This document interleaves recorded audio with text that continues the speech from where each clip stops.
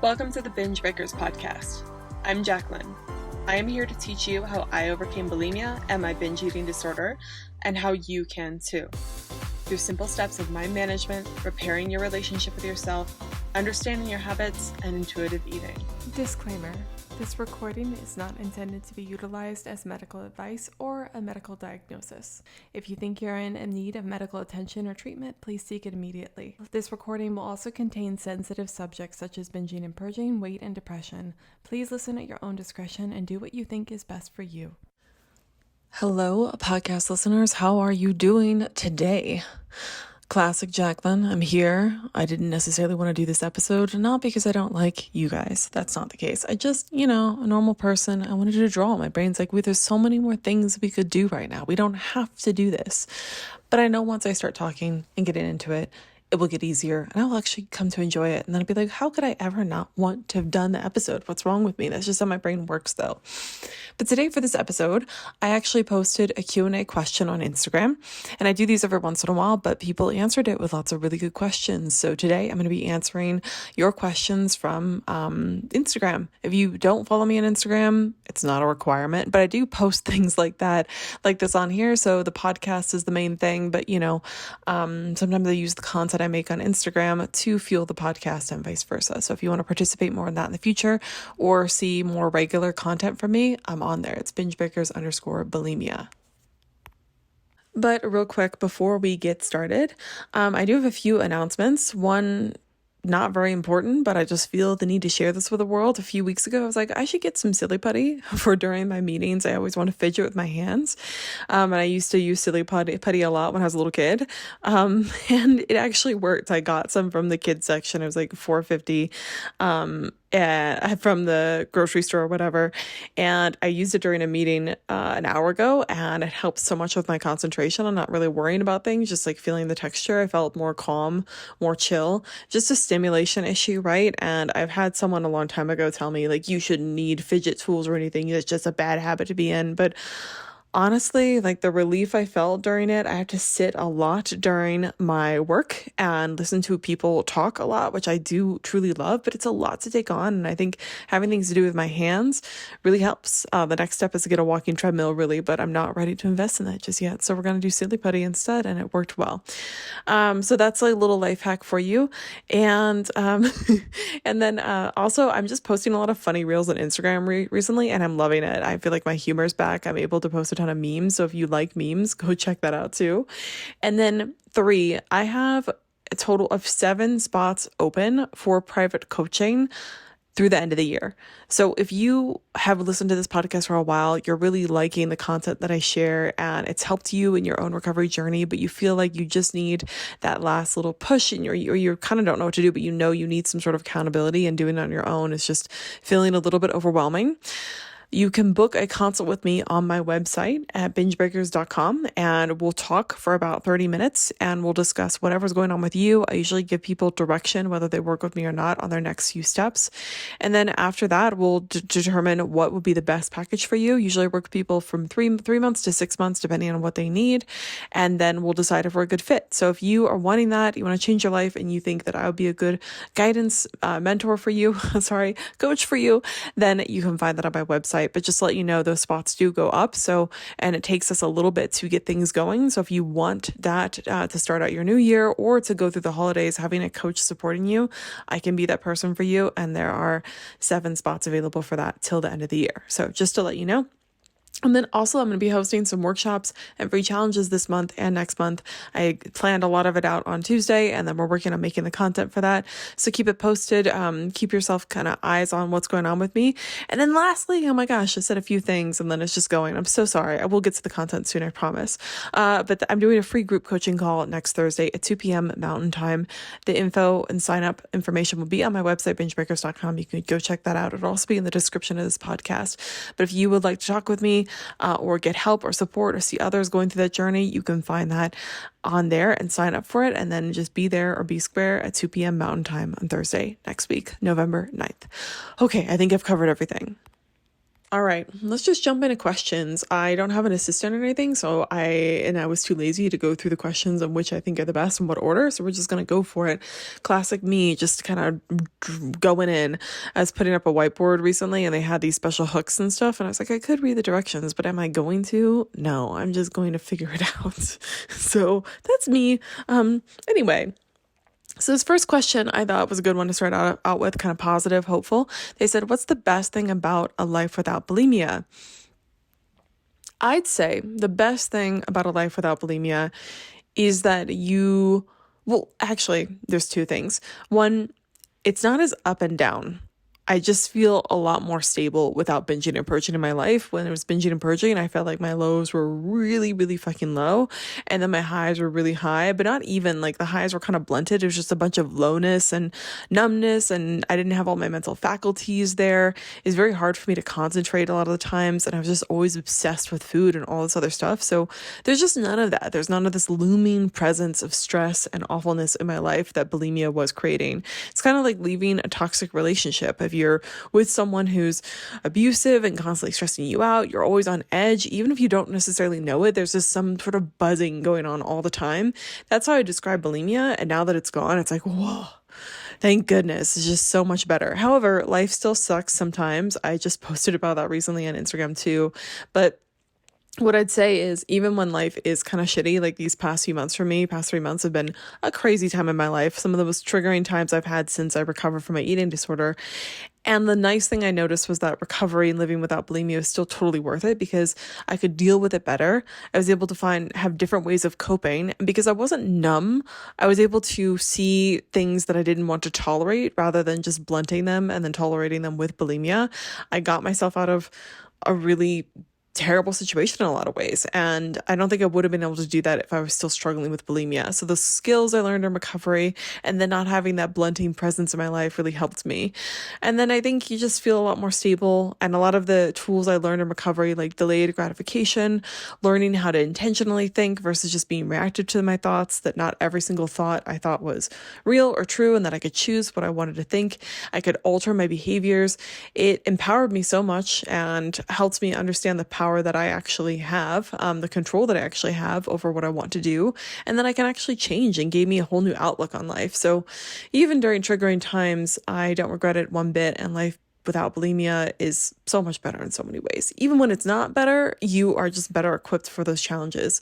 Catherine Hansen was on my podcast a while ago, the author of Brain Over Binge, and she said something similar. She's like, it's not that sometimes removing bulimia, you're able to see problems more clearly. This isn't a direct quote from her. I'd have to go back to the episode and listen to it, but you're able to handle things much better when you're recovered. And I feel like recovery gives you coping skills. If you're doing recovery right, you're not just white knuckling it. You are, in fact, learning how to process feelings differently, learning a new way of doing things. And those skills are directly transferable to whenever another problem comes up in your life. So there's a million different things. So those are the best things about life without bulimia.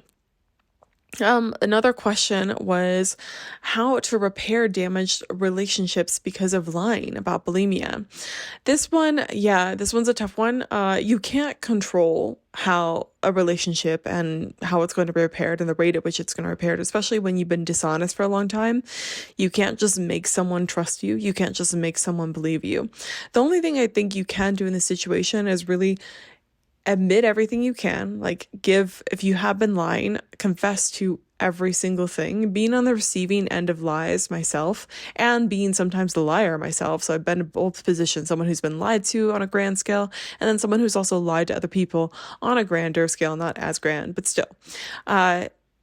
In both situations, what would have been best is coming fully clean and saying everything, just having it out in the open, like this is everything that transpired. You can even write it down if you want and then hand it to them and let them have that. And then be honest moving forward. And you could even then tell them, here are the reasons in which I'd lie. And here are the signs that I'm lying. Here's what I do so that you can't lie anymore. Just prevent it as much as possible and show them ways in which you're lying so that they can be aware of it. And then apologize and then try your best to move forward and be honest and be understanding of when people have issues, they don't trust you still, all those things. You can't force them to trust you, but you can be understanding of why they don't trust you. And then you can just try in your heart to know that you're doing the right thing and you're being honest and then keep trying for forgiveness. But sometimes if people, I don't know how damaged the relationship is, but if they don't trust you and it's just not going to work out, sometimes it's best just to let it be. The only thing that will heal that is time. And sometimes relationships at a distance are better, or a distant are better, and distance are better. My goodness, I can't speak today. The other question was, after how long did not binging and purging become easier for you? Oh, this is an interesting question. I'd say it's come and gone, but I think the first month to 3 months was the hardest for me when it came to wanting to binge and purge and having relapses and urges. And it became much easier once I felt like I had gotten footwork into eating consistently and regularly, had distance from those behaviors. And also it got easier when I had other things to do rather than just recover. Like going out, seeing friends, meeting new people, have different projects to focus on. But I'd say 1 month to 3 months was the hardest period. And then after that, it got better. However, it depends on the life phase. There's been certain life phases, and certainly these past 3 months have been highly, highly triggering. And it was like wanting to binge and purge. Maybe not exactly how it used to be when I was fresh, but pretty strong urges. So I think it's not a linear thing. And when you're going through stressful periods, it may still be hard for you. But I think the advantage I've had during these times is that I haven't binged and purged in so long that there was a big gap, and I felt like the door was harder to open because it had been so long, but the temptation was still there. But I'd say probably 3 months to 5 months maybe. And then certainly after a year, it felt like the urges were very, very minimal. But even after about 3 months, the urges were extremely minimal. This person said, is binging and purging an addiction? That's a really interesting question. I'd say there are addiction elements to it, and looking at it as an addiction, a lot of the advice I give people is based on addiction principles, not just intuitive eating or recovery principles. I think looking at binging and purging as a behavioral addiction is very helpful, because then you can see kind of abstinence from behaviors rather than food, because everyone's always like, well, I can't give up food, right? I can't just be abstinent with food. Therefore, it's more difficult than giving up alcohol or cigarettes. But I would argue that you can be abstinent from behaviors.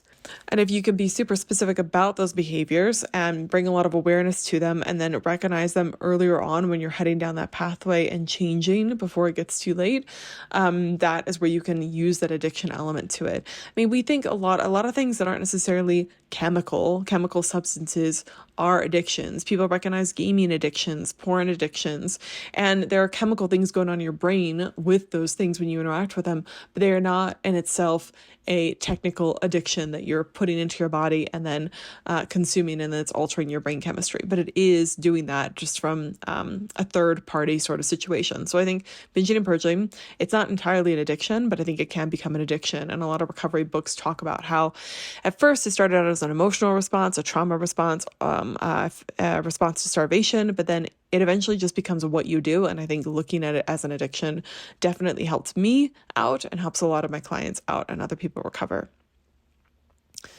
This person says, what are your top tips for breaking free of the binge, purge, restrict cycle? So many top tips. I think number one, I always say, is taking care of your basic needs before you do anything else. You need to be sleeping and you need to be eating enough. And there's just no getting around that fact. And if you do get around it for a little bit, it's going to come back to bite you, or you're going to be really toughing it out and you won't have much mental energy for anything else other than not binging and purging while you're pushing yourself to the limits. You have to take care of your basic needs. Otherwise, anything else I say or anyone else says, it's just kind of damage control, and you're trying to get water out of a boat that has a massive hole in it with a bucket. You're just carrying around a bucket. You need an actual repair of the boat. You need to fix the boat and the leak in it. So the leak is the not taking care of your basic needs, making sure that you are getting sleep, making sure you're getting water, making sure you're getting enough food. That looks different for everyone, but consistently eating and eating enough is number one. And then two, breaking free from the binge, purge, restrict cycle. I think awareness, this is I have so many tips in my podcast, so go and listen to the rest of the podcast, but for specific things. But awareness is the second most important thing. And I know people always hear that, especially with gurus. It's like, you just need to be aware of your problems. But it, no joke, really is highly beneficial. It And ways that you could raise awareness is to write down and journal about the last cycle you had of binging, purging, and restrict, and write down specifically what happened, what you did, but also what thoughts were going through your brain in that moment. And if you can't remember, take a guess.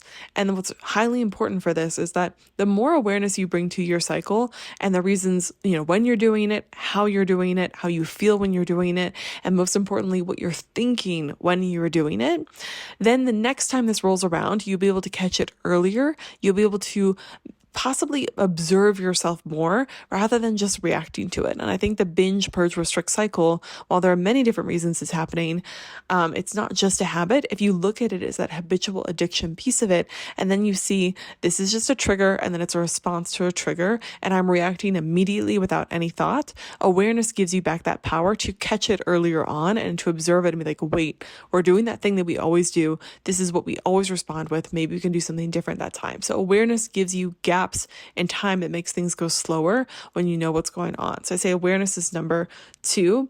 And then the binge, purge, restrict cycle, I'd say pausing, having some sort of moment in time where you stop before you immediately react to whatever it is you want to do, putting the food in your mouth, purging, restricting, anything like that. Pause and observe during that time period for 30 seconds to 2 minutes and breathe. Gives you a chance, again, a gap in time to make a different decision, or at least if you do continue to make the decision to binge, purge, restrict, whatever it is, you know why you're making that decision and you know you made it from your own volition, right? Your own choice in that matter. And that's not a shameful thing. It's not to blame you. It's just to show you that you're making this decision based on certain thoughts, behaviors, and actions, and then making that decision on purpose rather than just an involuntary reaction gives you opportunity to see if it's working for you or not.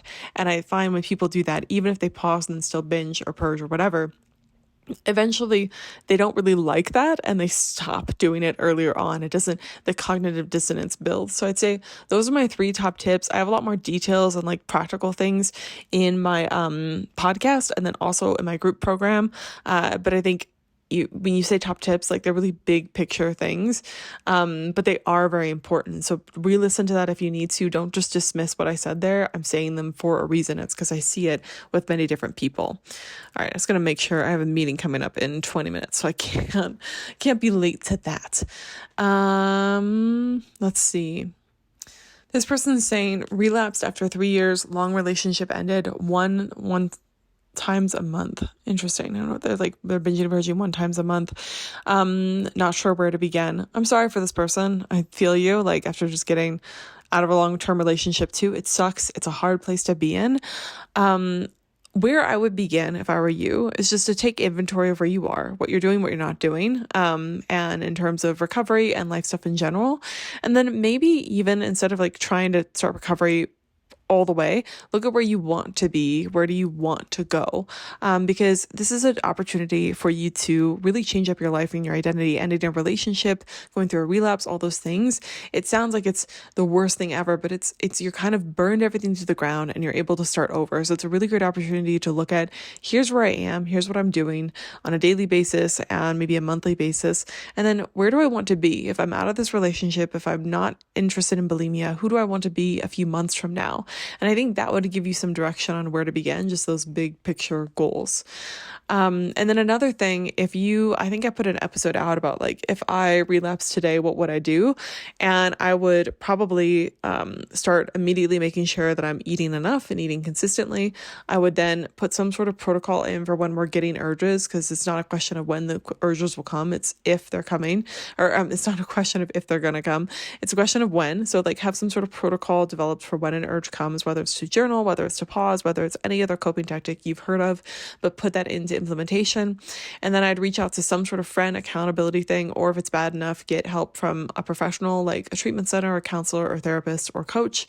And I would just make sure that I'd have extra support like that. And then I'd start listening to recovery content and going back to old things that helped me. And I'd observe also why the relapse happened. Was it just because the long relationship ended, or was it stress, or maybe just observing a particular day where you binged and purged and why that particular binge and purge happened will help give you some insight as to what's going on. I like to think about relapses and relapses and lapses as signs that something's quite not working, but it doesn't mean everything's broken. It just means so there's some sort of hole in your system that we didn't really capture, and this is a good opportunity to figure it out. With the stressful relationship ending, that is one big hole, right? So maybe you just need time to heal. Maybe it's not even a big deal and you just had a really rough moment and you coped the best way you could, and you don't need to make anything out of this. But if there is something more to it, that's where I would begin. This person said, how do I stop thinking I'll just make up for tomorrow? That is a really good question, and it's a dangerous thing to think all the time. That is what you'll say forever, is that you'll just keep making it up tomorrow. Something I tell myself, first of all, is recognizing that thought, but then being like, we're not going to do it tomorrow. Sometimes that is true. We'll make up for tomorrow, but I think that it's just what I found time and time again is that it can't be tomorrow. It has to be today. It has to be right now. When you're thinking that, it means it has to be right now. I'm assuming when you say I'll just make it for tomorrow, it's your excuse to binge. It's your thing to excuse to eat whatever food you're wanting to eat in that moment. And it's kind of encouraging. What the last podcast I did was about purging, and it's kind of saying, well, since we're going to make up for this is okay.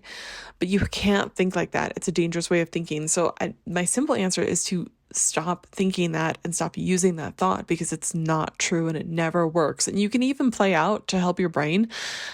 Write down a thought, I'll just make up for this tomorrow. Write down how that thought makes you feel. Write down then what actions you take based on that thought. And then ultimately write down, how does that thought play out? What is the result of that thought tomorrow? Do I make up for it tomorrow? Does this actually play out? And the more you can see how much the thought does not help you, the better it'll be for you to let it go. But then ultimately, when you have that thought, you have to think, no, that's actually not true. We won't make up for it tomorrow. What do we need to do right now? What's better for us this today? Because that sort of thinking is just going to play with you the rest of your life unless you stop it now. It's always got to be now. This person said, weed has helped me so much in my recovery efforts. Is this common? I don't want to speak too much about this because a lot of times I see weed and drugs do not help people. And for me, weed, even to this day, like if I smoke, I don't really smoke, but if I do an edible or I drink, both those things, like I'm going to overeat massively when I have those things. I just haven't been able to figure it out. Unless I take a very light amount, I'm going to overindulge on food. And I'm sure if I were getting high when I was struggling with bulimia, I would have been binging and purging a lot. So if it helps you, that's awesome. But I'd say know what you're like with that drug. For me, I become a massive overeater on drugs. For a lot of my clients, that's the same thing too. Some people, that's not as much. So maybe it's helpful for you, but I'd say it's a very case-by-case basis. If you are getting high all the time or drinking all the time, I also would question it. Again, some people, it does help them, and I get that. There's lots of different reasons. I'm not drug shaming. I totally partake every once in a while, but I don't think if you're doing something on a daily basis, it's likely the best thing in the world, and I don't think it helps the majority of people. But it could help you, and if that is the case, then that's awesome. This person said, it's been 34 days since I made myself purge. First time in 2 years, didn't think I could do it. Congratulations. That's fucking awesome. That's great. I wonder how you did that. You should review how you did that, because that's a powerful thing to know. This person said, when I let myself eat whatever I want, I end up eating the whole house. I decay what to do. I don't know what to do to stop. Yeah, so there was a point in my recovery where I removed binge foods from the house. I didn't have those regularly available, and I felt okay doing that, and I would have safe foods instead. And that helped me for a time build abundance without feeling like I was completely out of control. But when you do let yourself eat whatever you want has to be multifaceted. It can't just be whatever your urge is, like whatever your base primal brain wants, because your base primal brain wants everything, of course. You also have to use common sense. You have to use some sort of healthy moderation. And I think that's what I help my clients a lot with, because they first think, okay, to recover, I just have to eat whatever I want all the time, and I have to eat as much food as possible. Anytime I get any inkling to eat anything, I can never think. It just has to be intuitive and body signals. But I don't think that's completely the case. Like when I make food decisions, I do not think in that way. I use some of my intuitive signals. Like I try to listen to how my stomach feels, what sounds good, if I'm feeling hungry, fidgety, if I'm feeling a little bit lethargic because I ate too much. Those cues are important, but I also use my brain. And I think about how many calories things have from a light degree. Not obsessed about it, but I know peanut butter is more calorie dense than celery, those sorts of basic concepts. And I also use logic to understand, okay, I probably want some protein here, and maybe eating the whole bag of chips would feel good momentarily, but also would feel terrible later. And so when I say no to eating a whole thing of cake or a whole thing of chips, it comes from a place of love, not a place of you can't have that. It's we don't want that because it would make us feel like crap. This person, I think they're missing we want it partially, but do we fully want it? And I'm using reasons of, healthy boundaries and respect for my body and what it can handle and what it can't, to say no to myself from a place of love. So eating whatever you want, I don't necessarily think it's the best protocol for anyone to do. Eating whatever you want as a whole person and who you are is probably a better way to think about it, using some of your nutritional knowledge as well. All right, and that's all she wrote. That's all the questions. There's a few in here, but I think these covered all the main concepts because some of it would be repetitive otherwise. But I hope you guys enjoyed this Q&A. It was a fun kind of thing to talk about and a little bit interesting for me to just go over those questions, especially when I didn't necessarily have a topic I want to talk about. I'm sure as I keep building content this month, I'll have a lot more to talk about, but sometimes you guys asking me questions is easier. I'm not gonna lie. All right, I'm gonna go though, get to this appointment with my clients. Looking forward to hearing from them. And then I'm gonna draw a little bit more, and then I'm gonna edit the podcast. And then, also, I'm doing a half marathon this Saturday, and I didn't end up signing up for a race. The race I did sign up for was last Saturday, but because of the breakup and everything that went on, I just decided not to go because it was a plane ticket away and all these things. I was just like, screw it. I don't want to do it. I want to do something. So I'm just doing it on my own. I'm having a friend help me out, but otherwise, it's just going to be me, and I'm doing it for myself, and it's going to feel really good. So I'll let you know how that went next Friday. Otherwise, I hope you guys enjoyed this episode. Hope it took something from it and we're able to help you along in your recovery. And I hope that you have an excellent weekend. Never give up on yourself, my friend. Bye.